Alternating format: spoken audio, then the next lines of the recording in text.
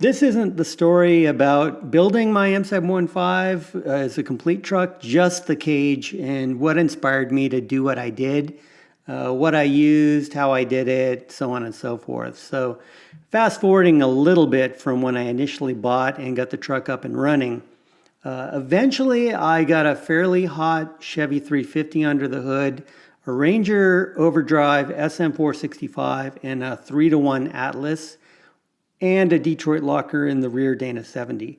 All that with no roll cage. So the truck was fairly capable, fairly quick, but also fairly dangerous. It didn't really give you a warm and fuzzy cruising down a desert wash with the windshield dropped down and no cage, nothing, just your chest, neck, and head being the tallest things in that vehicle. So I decided shortly before taking it to Moab in 2007, I think, 2008. Maybe it was 2007, but that's not the point. What I wanted to do was build a roll cage. And at the time I had 2 kids and I wanted to be able to bring them along and, have family members come with me.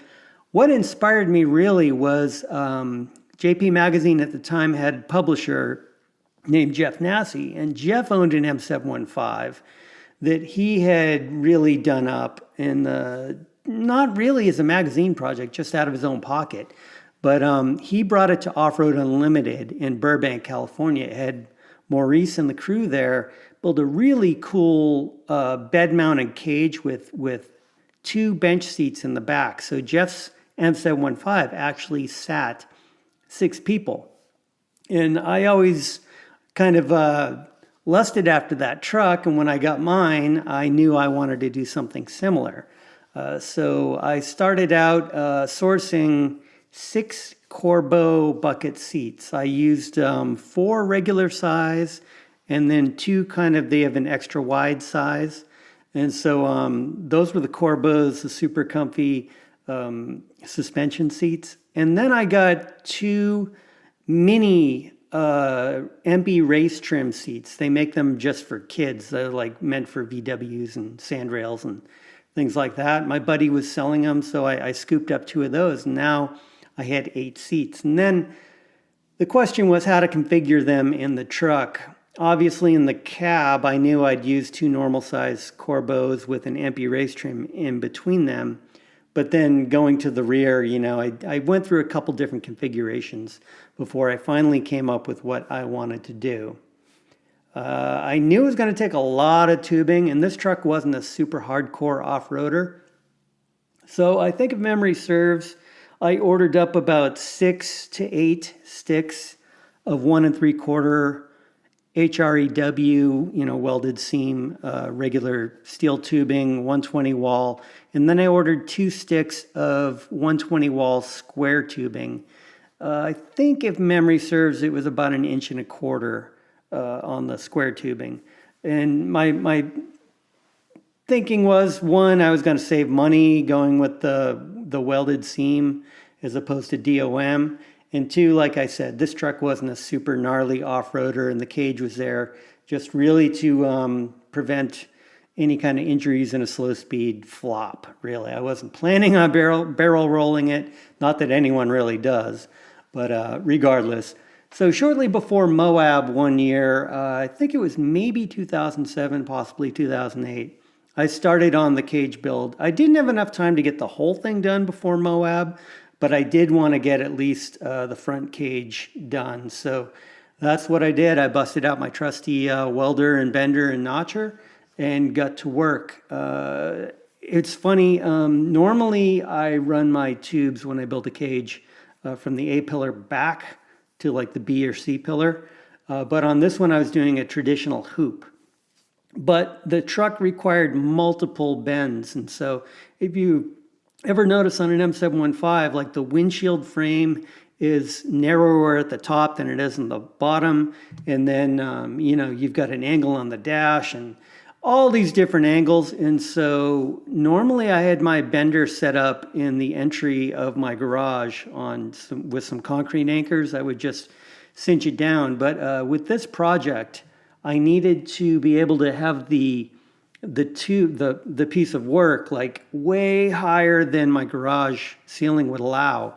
So I just welded a couple tabs on the end of my trailer and put a pinch bolt through that, and that's what held the base of my welder. And so that worked out so well. That's usually been my preferred method of employing my bender since then. But digressing, I started off with the front hoop. Took multiple bends. It was kind of tricky. Thankfully, I took my time, really thought it out before, put the piece of work in the bender, think about how this is gonna go. Is this the right way, the right orientation? Because even our HREW is pretty expensive. You don't want to throw away 15, 20 feet of it. But got that front hoop done, kind of held it up with some ratchet straps, built the rear hoop to get as tight into the body as I could, and then started in with the rest of it. I didn't go all the way down to the frame. I just used instead heavy, thick floor plates. So I think 3/16 probably, if memory serves. And I made my own plates for the upper side of the bed out of just some plate steel that I had using my plasma cutter. And then on the bottom, I used just traditional cage footing plates. And that way they're dissimilar size, so they're less likely to punch through. You've got, a larger one on the top, smaller one on the bottom, or vice versa would have worked. But that's how I did with that truck. And those M trucks, they have kind of like a spring-loaded cab. So that was actually helpful, not tying it into the frame too. Not only did I not need that, race level of protection, but it allowed the cab to kind of move independently of the front sheet metal to a point, and also the rear of the bed. So I just used straight stringers on the top. Obviously, a diagonal or an X would have been, triangulation and added triangulation and a little stronger, but that's just what I did. So I built the cage, and then for the seat mounts, I used square tubing because it was easier to work with, and I was trying to get away from bending everything, and just miter cutting it was a lot simpler, and it worked out quite well. If you ever build a cage in a full-size Jeep, the transmission hump kind of prevents you from, unless you modify the floor or get a really goofy front cross bar, it's a little easier to do it the way I did it, where you just use two pieces and don't join them in the middle. So I used tabs that I think, if memory served, I just bolted tabs into the seat bungs in the floor, and did it that way, and built my seat mounts off of that for the Corbeau buckets and the MP race trim. And that's it. I didn't even have time to clear coat it or paint it or anything. I think I hit it with some WD-40. Got my harnesses all mounted in there and everything, and that's how it went to Moab on the back of my trailer behind my mega cab. And unfortunately, wouldn't you know it, the 1 year I don't clear coat or paint anything, I get hit with rain and snow most of the way to Moab. But it worked out. Had a great time that week. Wheeled all over the place. Took my two boys with me, and they had a good old time. And it was a successful Moab, and I felt a lot safer wheeling that thing, I'll tell you. When I got home, it was time to build the rear cage in the seating for the rear occupants. And so what I wanted to do was, if I ever wanted to take that truck and make it look like a pickup truck without the cage in the back, I wanted to be able to at least, not that I was ever planning on hauling anything with it, but I wanted to at least be able to remove the seating and then possibly the cage. So everything bolted in. I used the same 1 3/4 120 wall. Built my first hoop. Once I did that, the dimensions, it was just a matter of copying it. The front hoop went right to the front of the bed hoop The forward bed hoop went as far forward as I could get it. The rear was as far back as I could get it. And then the middle one bolted right to the wheel tubs. In the M series bed, the sheet metal is stupid thick. So I mean, those things are solid. So that rear hoop was plenty solid on there. Strung it up, made my stringers, and tacked it all together, welded it up, and then it was time to configure the rear seats. I had an idea how I wanted to have them, so I had the two big seats in the middle, and then I had the little empty in the rear.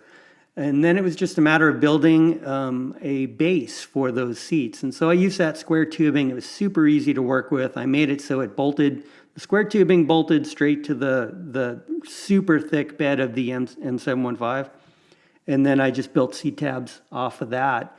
And I never did do it, but had I wanted to, I think there were 6 or 8 bolts that held that whole seat frame to the bed of the M truck, and so I could have unbolted it and slid the whole thing out and then hauled something with that truck, but I wasn't going to haul anything with it anyway. So that's the story of the cage in my M715. It was a fun project. It was a really fun truck. I do miss it, but maybe one of these days I'll get to some of the other little mods I did on that thing.